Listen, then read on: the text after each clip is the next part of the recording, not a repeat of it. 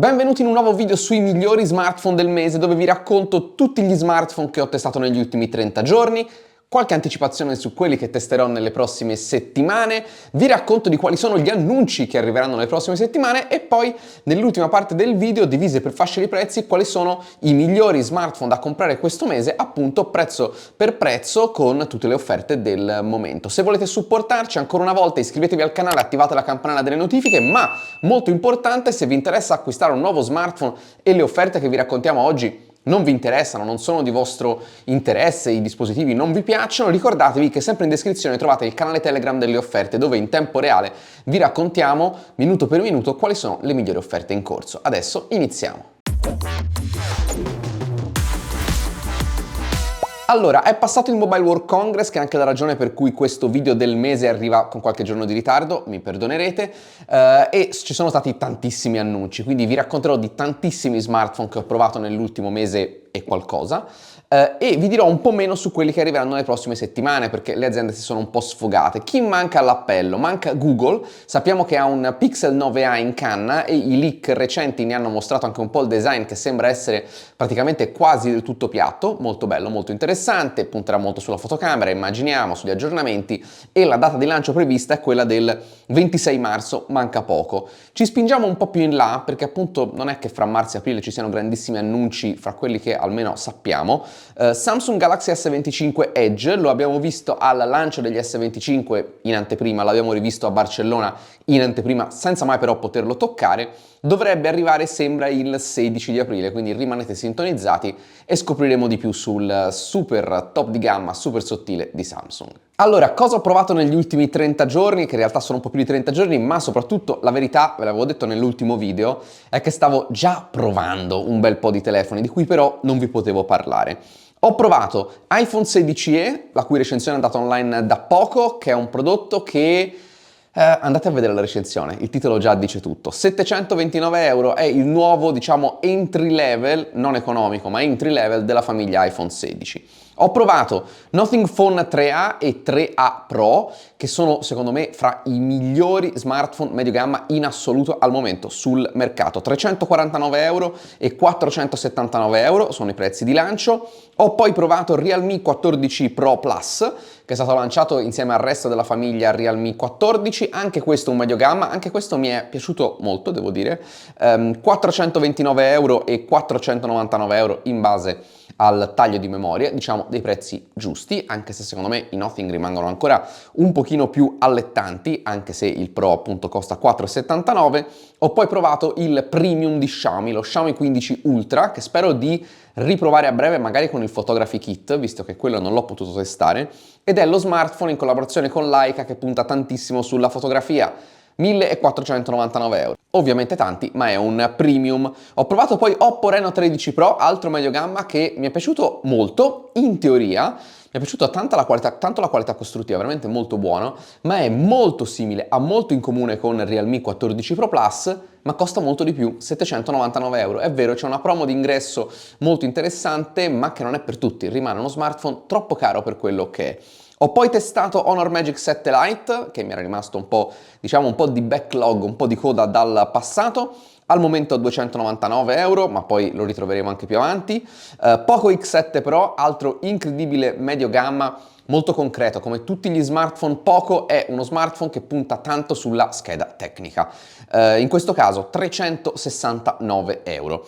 E poi infine chiudiamo con Asus Zenfone 12 Ultra, che è il premium di Asus di quest'anno, che mi ha lasciato un po' di amaro in bocca. 1099 euro per uno smartphone che non è male, ma non vi racconta neanche molto di perché dovreste sceglierlo piuttosto dei concorrenti.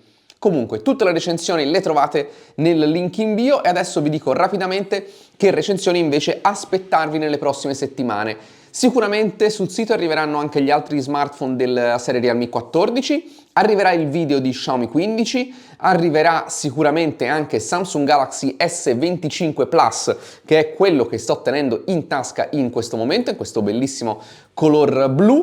E infine arriverà anche la recensione del pieghevole di Huawei, ovvero Huawei Mate X6. Se non l'avete mai fatto, iscrivetevi al canale, attivate la campanella delle notifiche, così non vi perderete le prossime recensioni. Ok, partiamo dagli smartphone a meno di 200 euro, quelli super economici. Partiamo con Samsung Galaxy A16, prodotto interessante.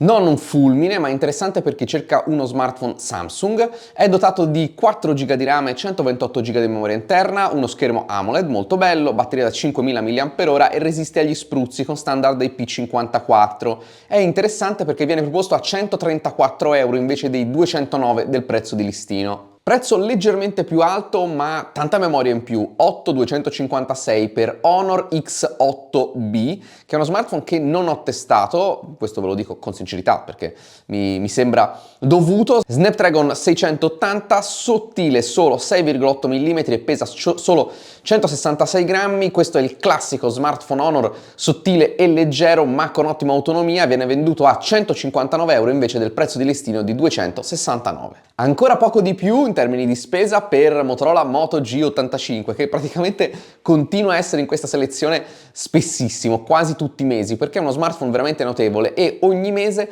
scende ancora leggermente di prezzo. Questo mese a 178 euro invece di 329 euro, è sempre un 8256, schermo POLED ma con uno Snapdragon 6S Gen 3, quindi decisamente più potente e con 5000 mAh di batteria. Fascia di prezzo fra i 200 e i 350 euro. Ripartiamo con un Motorola Edge 50 Fusion, che ha ben 12 GB di RAM e 512 GB di memoria interna, POLED, il display addirittura a 144 Hz, è IP68 e il prezzo da 449 euro scende a 268, molto interessante. Come avete capito sono ordinati per prezzo, quindi si sale ancora un po' per Honor Magic 7 Lite, di cui vi ho già parlato, che è molto interessante per la batteria super capiente da 6600 mAh, ma soprattutto perché è super resistente. L'azienda lo ha, certificato con standard notevolissimi di durabilità. 8256 il taglio di memoria e il prezzo da 369 euro scende a 299. Vi ho parlato di Nothing Phone, qui vi propongo il 2A, quindi il medio gamma dello scorso anno, 12256.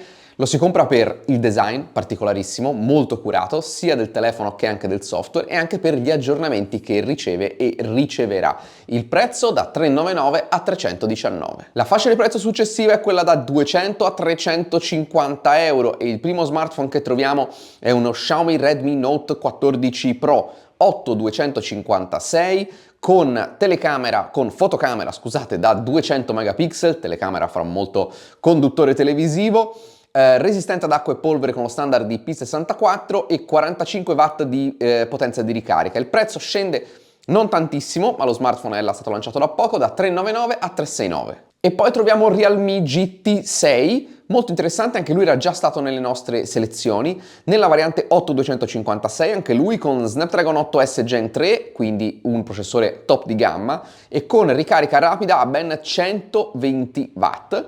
Il prezzo arriva un po' più in su, 424 euro, ma il prezzo di lancio era 599. E cosa che non avrei sinceramente mai detto prima di iniziare questa rubrica, anche questo mese c'è un Pixel, il Pixel 9, che è sempre in questa fascia, scontato, nella versione purtroppo 128 GB di memoria interna, ma quantomeno 12 GB di RAM. Questo lo si compra per ottima, eccellente fotocamera e per i tantissimi anni di aggiornamento. In questo caso anche per il prezzo, scontato da 899 a 629 euro. Arriviamo nell'ultima fascia, quella oltre i 500 euro, e il primo che troviamo è il fratello gemello dello smartphone di cui vi ho appena parlato. Troviamo un altro Pixel, il Google Pixel 9 Pro, sempre 12 GB di RAM, ma il doppio della memoria interna, 256 per fortuna, sempre fotocamera, aggiornamento, è il motivo per cui lo si sceglie, ma in più c'è una fotocamera zoom. Il prezzo di partenza, che era molto alto, 1149 euro, scontato a 949 euro. Vi propongo anche un altro Realme GT, ma della serie 7, per la precisione il 7 Pro, lanciato da pochissimo. Smartphone veramente, come sempre, in Realme della serie GT con schede tecniche da paura.